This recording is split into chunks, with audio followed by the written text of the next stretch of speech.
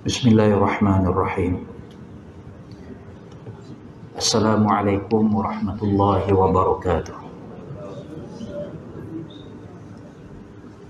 Alhamdulillahilladzi hadana lihaza wa ma kunna linahtadiya laula an hadana Allah. Ashhadu an la ilaha illallah wahdahu la syarikalah.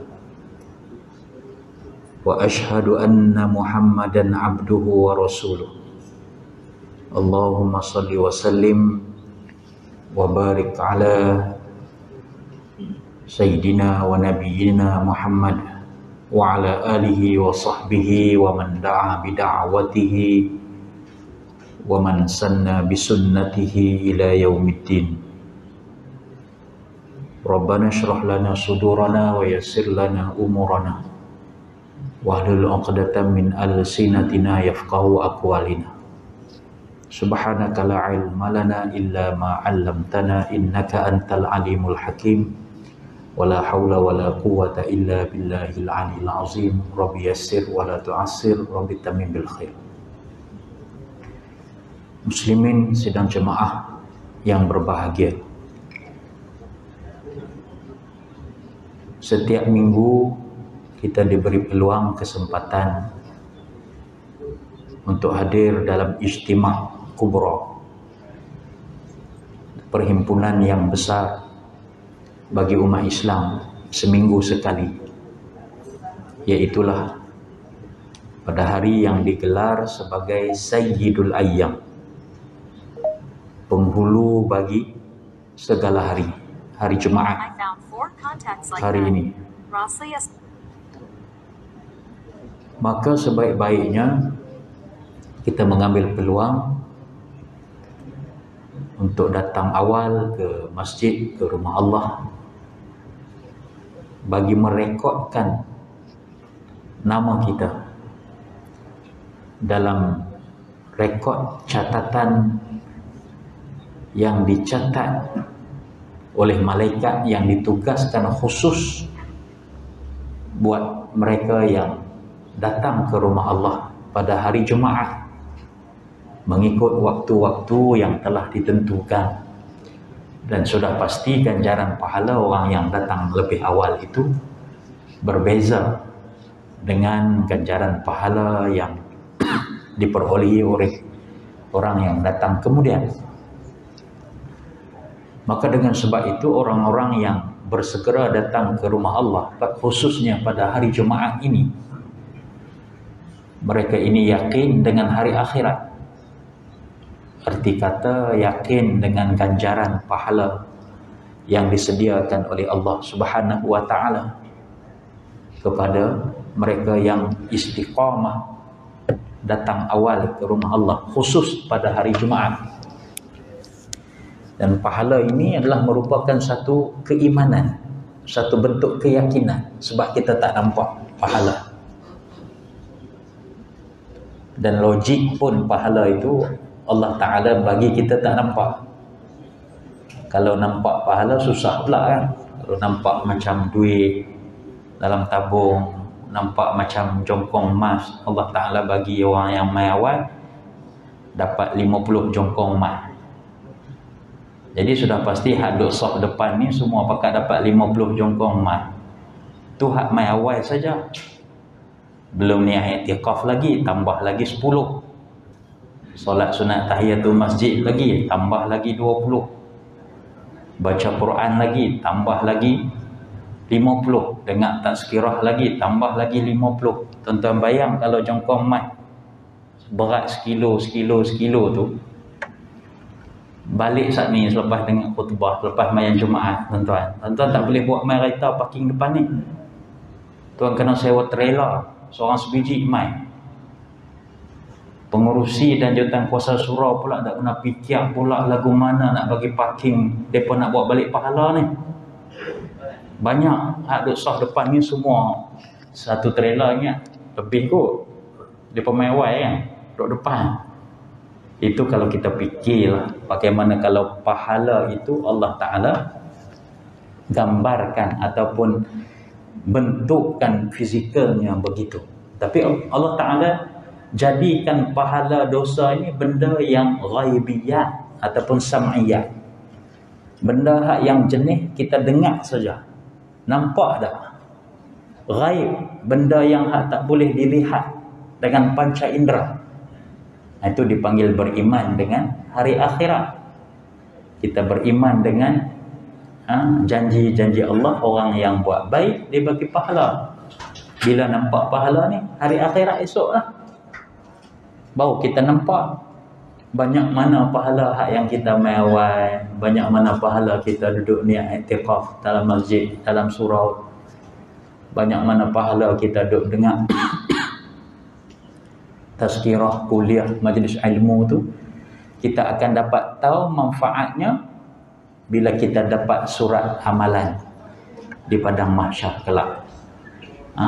Orang yang dapat dengan tangan kanan, maka berbahagialah. Siapa yang dapat suratan amalan dengan tangan kiri, celakalah. Jadi syabas dan tahniah kepada tuan-tuan yang dapat datang awal ke rumah Allah ini. Dan yang lebih penting lagi ialah kita nak istiqamah. Istiqamah tu susah lah. Hari ini datang awal, minggu depan tak boleh lah. Hari ini semangat mai duduk saf pertama, minggu depan semangat tu hilang dah. Itu manusia ni dia ada penyakit futur. Saat dia rajin, saat dia malas, saat dia buat, saat dia tak mau buat, saat dia semangat, saat dia hilang semangat. Itu penyakit futur. Istiqamah ini tuan-tuan Allah Ta'ala sebut dalam Al-Quran khusus tentang perkara istiqamah. Fastaqim kama umir. Istiqamahlah, berdiri teguhlah, berdiri teguhlah di atas apa yang diperintahkan oleh Allah kepada kamu. Dalam ayat yang lain Allah Ta'ala sebut, innal ladzina qalu rabbuna Allah summa istaqamu tatanazzalu alaihimul malaikatu alla takhafu wa la tahzanu wa abshiru bil jannati allati kuntum bihi tu'adu. Allah Ta'ala sebut dalam surah Fussilat ayat 30, yaitu orang-orang yang berkata Tuhan kami ialah Allah, Tuhan kami ialah Allah. Kemudian mereka pegang dengan keyakinan Tuhan tu Allah. Maksud Tuhan itu Allah artinya dia iman, dia kukuh, entah. Bukan sebut di mulut kata oh Tuhan Allah, Tuhan Allah, Tuhan Allah. Maksud ayat ni tadi ialah orang yang bila dia kata hidupku ni tak ada lain Allah. Aku bekerja ni sebab kerana Allah. Aku mai awal ni sebab kerana Allah. Aku berkasih sayang, bercinta dengan isteri pasanganku, suami isteri ni sebab Allah. Aku berkeluarga, beranak pinak kerana Allah. Orang yang buat sesuatu tu kerana Allah, maka dia tak takut dah tuan-tuan. Dia tak akan takut bini dia mati. Nak buat macam mana? Kerana Allah. Dia tak akan takut kalau laki dia mati. Nak buat macam mana? Allah Ta'ala dah takdirkan begitu. Isteri tak akan takut suami dia kahwin lain. Sebab apa? Nak buat macam mana? Allah Ta'ala dah tentukan aku begitu. Tuan-tuan kalau berani balik cerita kat dia lagu tu. Ni balik petang ni pergi cerita dekat bini, ni abang kalau kahwin lagi satu ni yang kena redha lah. Cuba kalau siapa berani pergi balik pergi cerita lagu tu, lepas tu main habak balik kat saya. Apa respon dia? Allah Ta'ala dia bagi kekuatan dekat isteri ni dua. Yang pertama lidah, yang kedua kekuatan dalaman dia. Orang lelaki ni dia ada kekuatan tenaga fizikal. Sebab tu dia orang lelaki kalau dia dengar lidah bini dia bercakap, dia serenda. dia serenda, ataupun dia demam, dia tak boleh nak dengar.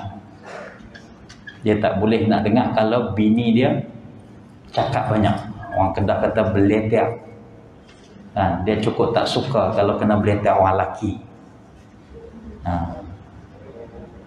Sebab tu dia kena ada kemahiran mendengar. Ni tuan-tuan kena belajar kemahiran mendengar. Dengar. Saya tak ada kemahiran mendengar. Saya ceramah, saya rajin lah. Dengar orang ceramah dekat saya malas. Saya ceramah kat orang 2 jam, 3 jam pun larat ceramah. Tapi nak duduk orang ceramah dekat kita setengah jam pun tak larat dah. Tidak ada kemahiran mendengar. Tu Allah Ta'ala tanya, afala yasma'un, adakah kamu ni tidak mahu mendengar? Allah tak pernah tanya afala yatakallamun, tidakkah kamu berkata-kata? Tak. Allah Ta'ala tanya, tidakkah kamu ini mendengar? Mendengar ini satu kemahiran. Kadang anak-anak bercakap dengan ayah. Ayah jenis tak reti nak mendengar. Dia sambil-sambil main WhatsApp je. Anak duk cerita panjang, daripada A sampai Z di sekolah. Ayah sambil buat WhatsApp, cerita dekat mak hang. Ayah tak ada nak pick up ni, pergi cerita kat sana. Ayah tak jenis, dia tak mau mendengar. Tidak ada kemahiran mendengar. So far juga kawan mai duk sembang dengan kita sambil duk tengok komputer. Tidak ada kemahiran mendengar. Nabi SAW, bila orang mai cerita dekat dia, Nabi paling sapu badan tu. Nak dengar sahabat nak cerita apa. Walaupun Nabi dah tahu dah cerita tu. Nabi kan sibuk. Sahabat mari nak cerita pada Nabi. Nabi dengar satu badan dia paling. Kita dengar juga tapi sambil-sambil lah kan. Cerita gempa bumi dia dengar dah tadi. Dia WhatsApp banyak nak cerita apa lagi kan. Sambil-sambil duk tengok WhatsApp lah. Kawan duk cerita semangat tu. Kita payah duk cerita, aku tahu dah. Potong terus steam kawan tu. Kawan baru nak cerita kan. Kita potong lah. Itu kita tak ada kemahiran mendengar. Kena belajar tuan-tuan ni nak bagi dengar. Sebab tu Tuhan bagi telinga kita 2. Lepas tu dia capang pergi ke belah situ pula. Lidah dia bagi 1 lah. Maksudnya cakap sedikit, dengar banyak lah. Cakap tu bagi kurang. Cakap benda yang perlu saja. Yang tak perlu cakap. Kita rajin cakap. Tak cukup cakap dengan lidah, cakap dengan media sosial. Cakap. Semua nak cerita kat orang. Nak bercakap dengan orang. Suka ke, sakit ke, sedih ke. Semua cerita. Lapak ke, mengantuk ke. Semua nak cerita kat orang. Nak cakap kan. Menceritakan. Istiqamah itu yang saya nak sampaikan tadi. Innal ladzina qalu rabbunallah. Orang yang berkata hidup kami ni adalah Allah, hanya untuk Allah. Summa istaqam. Kemudian depa ni istiqamah. Apa akan dapat orang istiqamah ini? Tatanazzalu alaihimul malaikatu. Malaikat-malaikat akan turun kepada mereka ini. Allah takhafu, bagi tahu kat depa, hang jangan takut. Kalau hidup hang kerana Allah dan kemudian istiqamah kerana Allah, hang jangan takut dan jangan bimbang. Kami jaga. Allah takhafu wa la tahzanu, jangan takut, jangan bimbang. Wa abshiru bil jannah, dan ceritakan khabar baik kepada orang istiqamah ini akan khabar syurga. Allati kuntum bihi tu'adun, yang dijanjikan kepada mereka. Tapi kita susah nak istiqamah ni tuan-tuan. Kenapa kita susah nak istiqamah? Buat satu nak baca Quran, kita nak kekalkan istiqamah setiap subuh nak baca Quran, kadang tak sampai. Kita istiqamah nak berselawat ke atas Nabi sekurang-kurang 10 kali sehari, kadang tak terbuat kita. Istiqamah kita nak solat duha setiap hari, setiap pagi.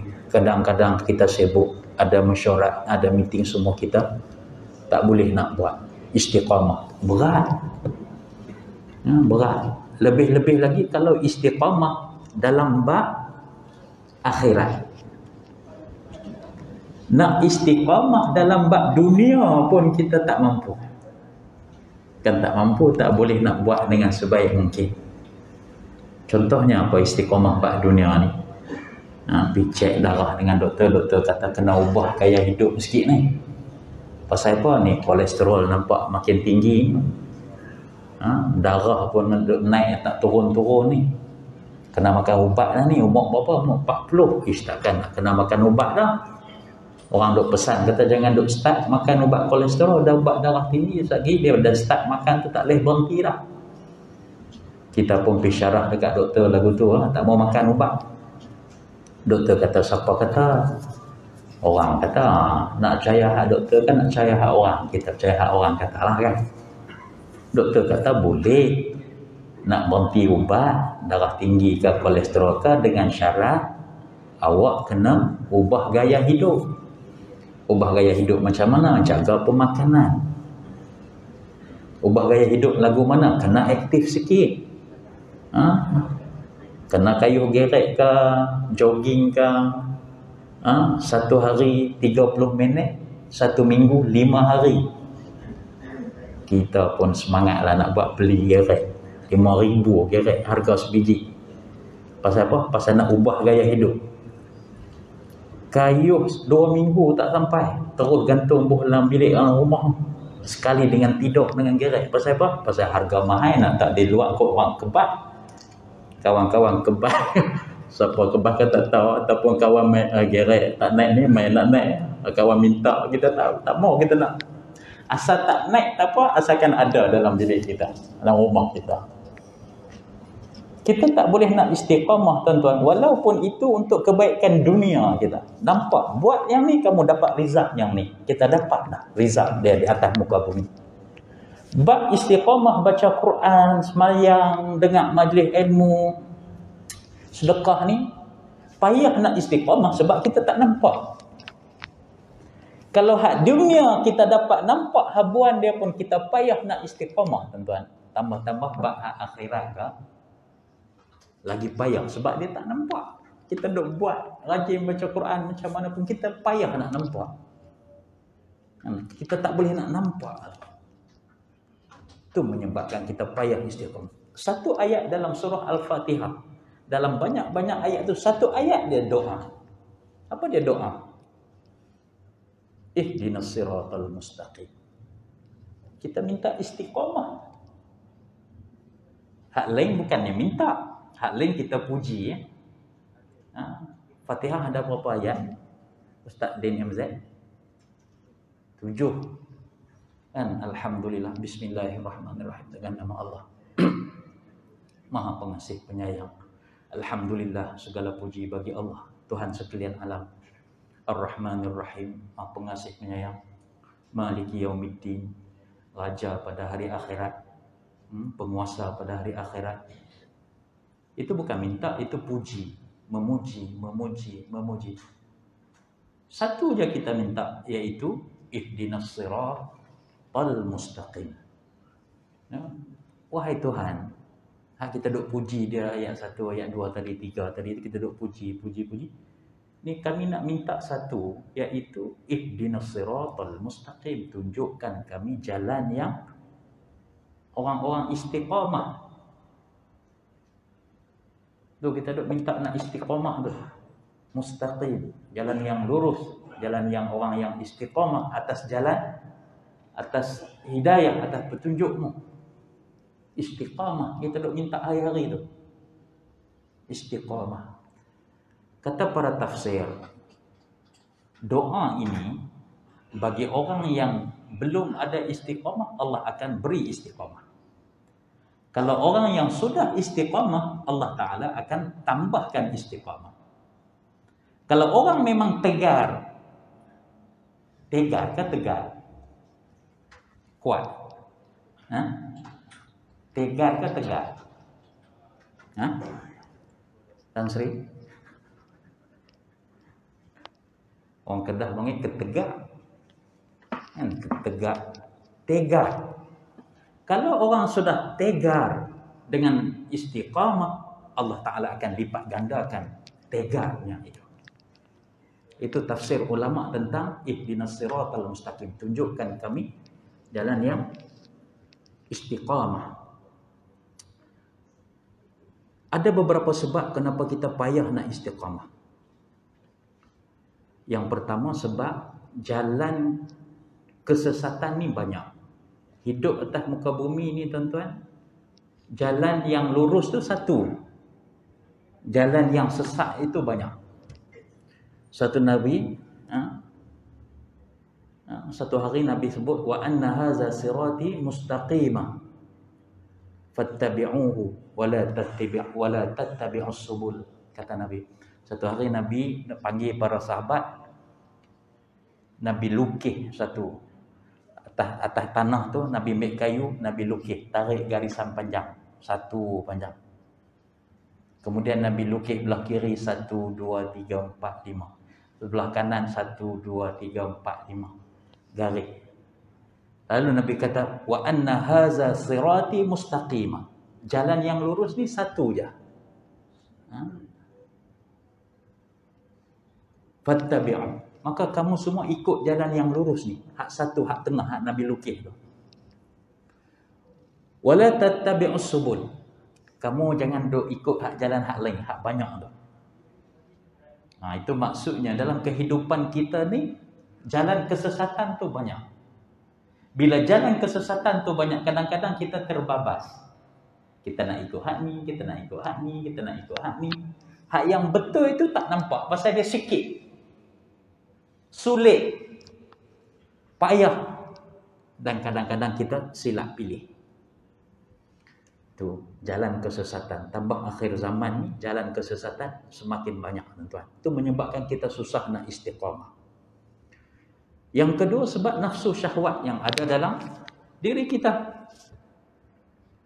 Sebab tu kita selalu baca doa, wa na'udzubika min syururi anfusina. Wahai Tuhan, aku minta berlindung daripada kejahatan diri kami sendiri. Kita ni jahat. Hawa nafsu kita ni jahat. Sentiasa menyuruh perkara kemaksiatan. Wa ma ubarri'u nafsi innan nafsa la ammaratun bisu'. Aku tak mampu nak mensucikan nafsuku, jiwaku, kerana innan nafsa, sesungguhnya nafsu itu la ammaratun bisu', sentiasa menyuruh untuk melakukan perkara-perkara kemaksiatan. Yang ketiga, sebab kita susah istiqamah ini, tuan-tuan, dia ada syaitan yang mengganggu kita. Syaitan ni dia ada dua. Satu, syaitan di kalangan jin. Yang kedua, syaitan di kalangan manusia. Dan syaitan ini Allah Ta'ala sifatkan inna syaitana aduwwum mubin. Syaitan ini adalah musuh yang nyata. Allah Ta'ala jadikan syaitan, iblis ni, tujuan dia satu je. Nak menggoda umat Bani Adam, umat manusia. Itu je kerja dia. Dia istiqamah. Syaitan ni dia istiqamah. Sebab kerja dia satu, itu je kerja dia. Kita tak ada, kita kerja macam-macam buat. Kadang kita kerja dengan kerajaan. Lepas tu Grab pun kita nak buat juga. Kan? Bawa e-hailing pun kita nak bawa juga.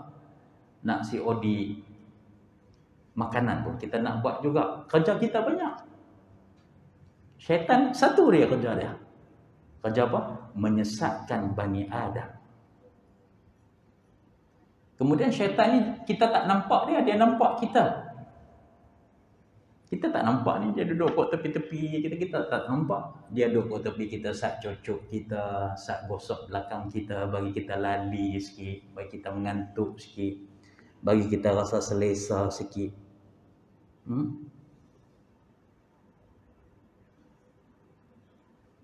Innahu yarakum min haitsu la tarawnahu. Sesungguhnya dia melihat kamu, tapi kamu tidak melihat dia, kata Nabi. Dia duduk tengok kita kan, rasa rajin sikit, dia main goda, kita tak nampak dia. Ataupun rajin sangat pun, Datuk, rajin sangat pun, dia main cucuk juga. Aku rasa macam aku paling banyak sekali ikut mayang sunat ni hari ni. Dia main goda pula dah. Syaitan, dia main duk kacau kita lah. Lepas tu syaitan ni, dia ada tentera yang taat setia. Dia ada ketua dia, iblis. Tentera-tentera je, syaitan ni taat setia dekat bos dia. Kan? Dia pun main cerita dekat bos, hari ni aku dah hasut orang tu tak pergi masjid. Aku telah berjaya, dia kata. Bos dia kata belum berjaya. Macam mana berjaya? Hasutkan dia supaya dia bukan setakat tak pergi masjid, tapi dia tak semayang. Macam tu, dia pergi hasut lagi. Dah lah tak main masjid hari Jumaat. Kotlah dia nak semayang zuhur ke di rumah kan. Tak, pergi hasut dia jangan semayang. Dia pun pergi hasut tak semayang. Dia pun balik report dekat bos dia. Orang tu dah tak semayang dah. Aku dah berjaya. Belum lagi, KPI belum capai. Tak capai lagi. Macam mana? Hasutkan dia supaya dia benci semayang. Bukan tak semayang, benci semayang. Dia pun pergi hasut orang tu benci semayang. Balik main report, berjaya, tak berjaya lagi. Habis macam mana nak berjaya? Dia hasut dia supaya dia kempen orang lain tak semayang pula. Ini sifat iblis. Kemudian sifat iblis ni, dia tak pernah tidur. Dia tak tidur.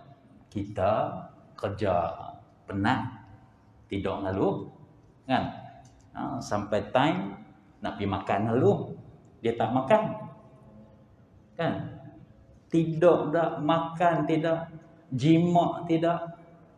Iblis ni macam mana kita nak lawan dengan dia, Haji? Kita kerja, kena kerja lagi, cari duit lagi kan, kena marah dengan anak bini lagi, lepas tu nak makan lagi, nak kena tidur lagi.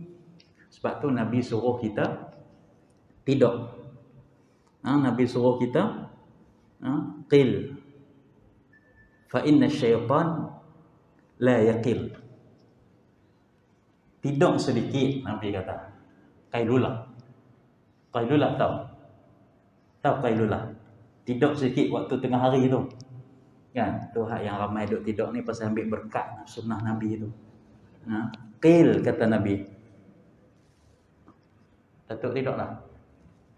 Tidurlah dalam. Tidur dalam. Qil kata Nabi, fa inna syaitan la yaqil. Tidur sebentar tengah hari, sebab syaitan ni dia tak pernah tidur walau sedikit. Sebab kita tak mau ikut jejak langkah syaitan, maka kita tidur sambil-sambil tazkirah sebelum azan. Itu pahala sunat tu ada. Sebab kalau kita tak tidur ni, kita takut dikatakan ikut jejak langkah syaitan pula, kita pun pakat tidur semua kan. Qil, tidur sikit, Nabi kata. Qailulah, kita bukan tidur qailulah, kita qailulah. Lelah terus tidur.